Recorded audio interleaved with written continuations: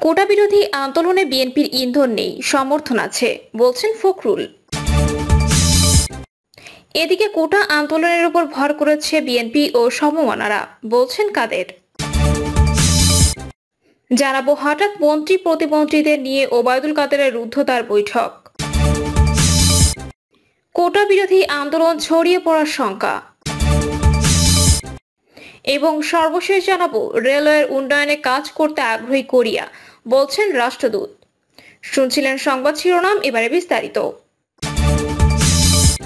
কোটা বিরোধী আন্দোলনে বিএনপির ইন্ধন নেই, সমর্থন আছে বলছেন ফখরুল। কোটা সংস্কার আন্দোলনে বিএনপির ইন্ধন নেই জানিয়ে বিএনপির মহাসচিব মির্জা ফখরুল ইসলাম আলমগীর বলেছেন, আন্দোলনের বিষয়টা আমরা দুইভাবে দেখি। দেশের মূল সমস্যা থেকে ডাইভার্ট করতে এই ধরনের আন্দোলন সৃষ্টি, অন্যদিকে ছাত্রদের যে দাবি তার সঙ্গে আমরা একমত। দেশের মানুষ নিজেদের দাবিতে ঐক্যবদ্ধ হয়েছে, সেটা আমাদের অনুপ্রাণিত করে। প্রধানমন্ত্রী চীন সফর নিয়ে মির্জা ফখরুল বলেন, সরকারের দুর্নীতি লুটপাটের কারণে তারা অর্থ সংকটে ভুগছে। এখন তারা সব জায়গা থেকে টাকা নিয়ে চালাতে চাচ্ছে। সরকারের দুর্নীতিবাজদের জন্য জনগণকে ঋণের ফাঁদে ফেলা হয়েছে। খালেদা জিয়ার স্বাস্থ্যের বিষয়ে তিনি বলেন, বিএনপি চেয়ারপারসনের শারীরিক অবস্থার অবনতি হওয়ায় রাত 4টার সময় তাকে হাসপাতালে নেওয়া হয়েছে। তিনি প্রায়ই হাসপাতালে যাওয়া আসার মধ্যে রয়েছেন, 24 ঘন্টা পর্যবেক্ষণে রয়েছেন। সরকার তাকে নিঃশর্ত মুক্তি দিলে আমরা তার চিকিৎসার ব্যবস্থা করব, কিন্তু সরকার তার নিঃশর্ত মুক্তি না দিয়ে তাকে মৃত্যুর দিকে ঠেলে দিচ্ছে। আমরা বারবার দাবি জানাচ্ছি, কিন্তু সরকার কর্ণপাত করছে না। খালেদা জিয়ার নিঃশর্ত মুক্তি দাবি এখন জাতীয় দাবিতে পরিণত হয়েছে। খালেদা জিয়ার নিঃশর্ত মুক্তির দাবিতে শান্তিপূর্ণ গণতান্ত্রিক আন্দোলন চলমান থাকবে বলে জানান তিনি। কোটা আন্দোলনের উপর ভর করেছে বিএনপি ও সমমনারা, বলছেন কাদের। আওয়ামী লীগের সাধারণ সম্পাদক ওবায়দুল কাদের বলেছেন, সরকারি চাকরিতে কোটা সংস্কারের শিক্ষার্থীদের আন্দোলনে পলিটিক্সের উপাদান যুক্ত হয়ে গেছে। আমাদের ডিভাইসিভ পলিটিক্স, পোলারাইজড পলিটিক্স এখানে যুক্ত হয়ে গেছে। কারণ বিএনপি প্রকাশ্যে এবং তাদের সমমনারা এই কোটা আন্দোলনের উপর ভর করেছে, তারা সাপোর্ট করেছে প্রকাশ্যেই। সড়ক পরিবহন ও সেতুমন্ত্রী বলেন, সাপোর্ট করা মানেই তারা এর মধ্যে অংশগ্রহণ করেছে। কাজে এটা এখন পোলারাইড পলিটিক্সের ধারার মধ্যে পড়ে গেছে। এটার পলিটিক্যাল কালার নতুন করে বলার আর অপেক্ষা রাখেন। ওবায়দুল কাদের বলেন, এখানে কারা কারা যুক্ত আছে, কোনো ষড়যন্ত্রের অংশ কিনা সেটা এর মধ্যেই বোঝা যাবে। এই গতিধারায় সবকিছু সময়ের পরিবর্তনে পরিষ্কার হয়ে যাবে, কোনো কিছুই গোপন করা সম্ভব হবে না, সেটা আমরা গভীরভাবে পর্যবেক্ষণ করছি। দলীয় সূত্র মতে হঠাৎ করে বৈঠকটির আয়োজন করে আওয়ামী লীগ। বৈঠকে শিক্ষার্থীদের কোটা আন্দোলন গভীরভাবে পর্যবেক্ষণ, আইনগত দিক ও করণীয় সম্পর্কে আলোচনা হতে পারে। হঠাৎ মন্ত্রী প্রতিমন্ত্রীদের নিয়ে ওবায়দুল কাদেরের রুদ্ধদ্বার বৈঠক। কোটা বিরোধী আন্দোলন নিয়ে দুপুর 12:30টায় ধানমন্ডিতে আওয়ামী লীগ সভাপতির রাজনৈতিক কার্যালয়ে সংবাদ সম্মেলন করেন ক্ষমতাসীন দলের সাধারণ সম্পাদক ওবায়দুল কাদের। তবে অন্যান্য দিনের মতো এদিন সংবাদ সম্মেলনটি খুব একটা দীর্ঘ হয়নি। পরে সংবাদ সম্মেলন শেষ করে দপ্তর কক্ষে চলে যান ওবায়দুল কাদের। ওই কক্ষে আগে থেকে উপস্থিত ছিলেন সরকারের শিক্ষামন্ত্রী মহিবুল হাসান চৌধুরী নওফেল ও তথ্য প্রতিমন্ত্রী মোহাম্মদ আলী আরাফাত। এ সময় 1টার দিকে দপ্তর কক্ষে প্রবেশাধিকার বন্ধ করে সেতুমন্ত্রী ওবায়দুল কাদের দুই মন্ত্রীকে নিয়ে বৈঠকে বসেন। 1 ঘন্টা বৈঠক শেষে দুপুর 2:12 দপ্তর কক্ষ ত্যাগ করেন মন্ত্রীরা। প্রথমেই আওয়ামী লীগ সাধারণ সম্পাদক ওবায়দুল কাদের বের হন, তবে তিনি এ সময় সাংবাদিকদের সঙ্গে কোনো কথা বলেননি। পরে বেরিয়ে আসেন আইনমন্ত্রী আনিসুল হক, তিনিও গণমাধ্যমের সঙ্গে কোনো কথা বলেননি। সূত্রে জানা গেছে, আওয়ামী লীগের সাধারণ সম্পাদক চলমান আন্দোলনের পরিস্থিতি ও করণীয় সম্পর্কে জানতে মন্ত্রীদের ধানমন্ডিতে ডাকেন। সেখানে নতুন করে আন্দোলন দানাবাঁধা, আন্দোলনে বিএনপির সমর্থন দেওয়া, শিক্ষকদের আন্দোলনও একই সময় হওয়া, পরিস্থিতির পর্যালোচনা এবং ইস্যুটি কোন দিকে যেতে পারে এসব বিষয়ে আলোচনায় উঠেছে। তবে এ নিয়ে বৈঠকে অংশ নেওয়া কেউ কোনো কথা বলেননি। বৈঠকে আলোচনার বিষয়ে শিক্ষামন্ত্রী মহিবুল হাসান চৌধুরী নওফেলকে সাংবাদিকেরা প্রশ্ন করলে তিনি বলেন, নানা বিষয় নিয়ে আলোচনা করেছি। যে বিষয়গুলো আলোচনা করেছি আসলে সেগুলো নিয়ে এই মুহূর্তে গণমাধ্যমের সঙ্গে আলোচনা করার মতো বিষয় না। কোটা আন্দোলন প্রসঙ্গে এক প্রশ্নের জবাবে নওফেল বলেন, আদালতে যে বিষয়টি বিচারাধীন, আমরা সে বিষয়ে এই মুহূর্তে কোনো মন্তব্য করব না, সেটা আদালতের বিষয়। আমাদের অবস্থান হচ্ছে, যেহেতু আদালতে যে বিষয়টি বিচারাধীন সে বিষয়ে আমরা মন্তব্য করব না, অপেক্ষা করতে হবে। সরকার তো আপিল করেছে, সুতরাং আমি এ বিষয়ে মন্তব্য করব না।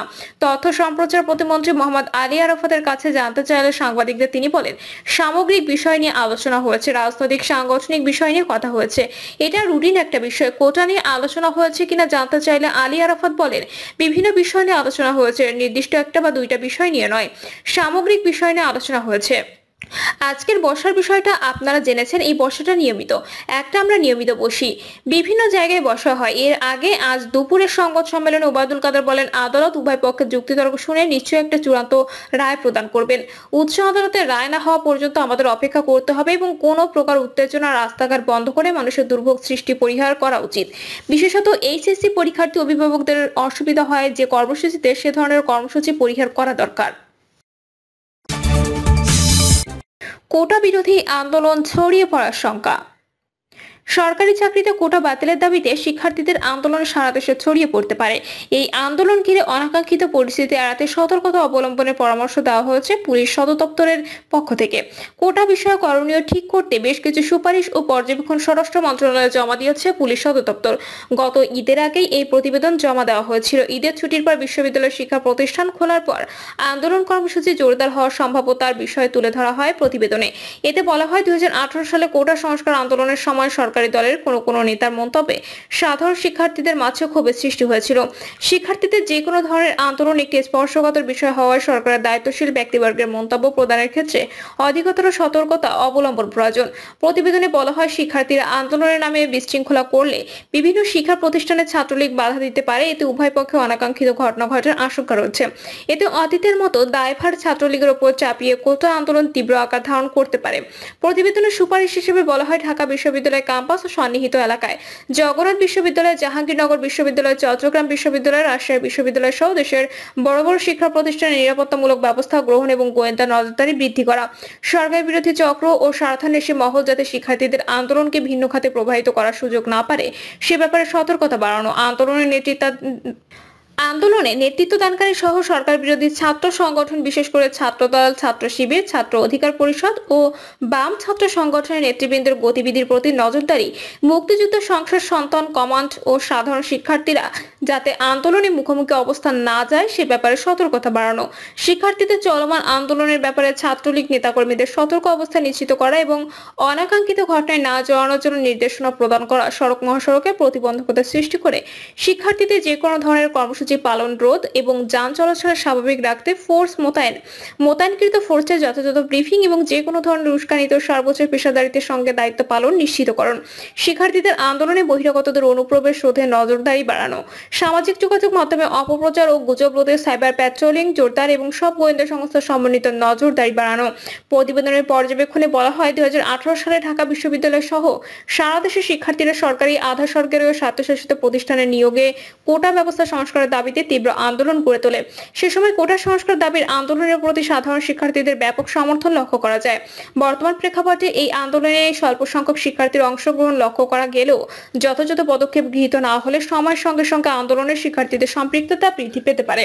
ফলে এই আন্দোলন সারা দেশের সকল বিশ্ববিদ্যালয় সহ বড় বড় শিক্ষা প্রতিষ্ঠানগুলোতে ছড়িয়ে পড়তে পারে। ঢাকা বিশ্ববিদ্যালয়ের আন্দোলনরত শিক্ষার্থীদের সঙ্গে বুয়েট, ঢাকা মেডিকেল কলেজ, শেরেবাংলা কৃষি বিশ্ববিদ্যালয়, ঢাকা কলেজ সহ ঢাকার বড় বড় শিক্ষা প্রতিষ্ঠানের শিক্ষার্থীরা যোগ দিলে তারা শাহবাগ, নীলক্ষেত, কাঁটাবন, সায়েন্স ল্যাব মোড়, জাতীয় প্রেস ক্লাব, মৎস্য ভবন ইত্যাদি এলাকায় রাস্তা অবরোধ করে বিক্ষোভ প্রদর্শন করতে পারে। উত্তেজিত শিক্ষার্থীরা আন্দোলনকারী রাস্তা অবরোধ, যানবাহন ভাঙচুর, অগ্নিসংযোগ ও পুলিশের উপর হামলার চেষ্টা চালাতে পারে। এতে বলা হয়, বিএনপি ও সমমনা দলগুলো দ্বাদশ জাতীয় সংসদ নির্বাচন পরবর্তী আন্দোলন গড়ে তুলতে নানা প্রচেষ্টা চালিয়ে যাচ্ছে, কিন্তু তারা বিভিন্ন ইস্যুতে ডাকা কর্মসূচিগুলো সাধারণ মানুষের সম্পৃক্ততা ঘটাতে ব্যর্থ হয়েছে। ফলে তারা নেতাকর্মীদের মনোবল চাঙ্গা ও সরকার বিরোধী আন্দোলন গড়ে তুলতে শিক্ষার্থীদের চলমান আন্দোলনকে রাজনৈতিক আন্দোলনে রূপান্তরিত করার অপপ্রয়াস চালাতে পারে। তারা শিক্ষার্থীদের আন্দোলনকে উদ্দেশ্য প্রণোদিতভাবে ভিন্ন খাতে প্রবাহিত করতে সামাজিক যোগাযোগ মাধ্যমে অপপ্রচার চালিয়ে বা গুজব ছড়িয়ে সারা দেশে আন্দোলন গড়ে তোলার অপচেষ্টা চালাতে পারে। পর্যবেক্ষণে কয়েকজন ছাত্র নেতার নাম উল্লেখ করে বলা হয়, তারা কোটা সংস্কার আন্দোলনের ন্যায় বর্তমান আন্দোলনকে সাধারণ শিক্ষার্থীদের মাঝে ছড়িয়ে দিয়ে সকল শিক্ষা প্রতিষ্ঠান তীব্র আন্দোলন গড়ে তোলার চেষ্টা চালাচ্ছে। কোটা বাতিলের আন্দোলনটি শিক্ষার্থীদের কাছে অত্যন্ত জনপ্রিয় হওয়ায় ছাত্রদল, ছাত্র শিবির ও বিভিন্ন বাম ছাত্র সংগঠনের পাশাপাশি ছাত্রলীগের পদ পদবি বঞ্চিত কিছু নেতা এই আন্দোলনের পিছনে রয়েছে। ফলে তারা এবং ছাত্রলীগের অপেক্ষাকৃত কম পরিচিত কিছু নেতাকর্মী আন্দোলনে যুক্ত হয়ে আন্দোলন জোরদার করার চেষ্টা চালাতে পারে। এতে বলা হয় চাকরিতে বয়সসীমা 35, শিক্ষার্থী সমন্বয় পরিষদ। চাকরিতে প্রবেশের বয়স 35 বছর করার দাবিতে দীর্ঘদিন ধরে আন্দোলন করে আসছে সংগঠনটি। গত 18 জুন ঢাকা বিশ্ববিদ্যালয়ের চাকরিতে বয়সসীমা 35 করা নিজেদের দাবির পাশাপাশি কোটা বাতিলের দাবি জানিয়ে সমাবেশ করে। তারা কোটা বাতিলের দাবি জানিয়ে নিজেদের আন্দোলনের প্রতি সাধারণ শিক্ষার্থীদের সহানুভূতি আদায় এবং চাকরিতে প্রবেশের বয়সসীমা 35 বছর করার দাবিটিকে সাধারণ শিক্ষার্থীদের মাঝে জোরদার করার চেষ্টা চালাচ্ছে বলে প্রতীয়মান হয়। রেলওয়ের উন্নয়নে কাজ করতে আগ্রহী কোরিয়া, বলছেন রাষ্ট্রদূত। দক্ষিণ কোরিয়া বাংলাদেশের অন্যতম গুরুত্বপূর্ণ উন্নয়ন অংশীদার। দীর্ঘদিনের বিশ্বস্ত উন্নয়ন সহযোগী হিসেবে বিভিন্ন খাতে কারিগরি ও আর্থিক সহায়তা দেওয়ার মাধ্যমে দেশটি গুরুত্বপূর্ণ ভূমিকা পালন করছে বলে জানিয়েছেন রেলমন্ত্রী মোহাম্মদ জিলুল হাকিম।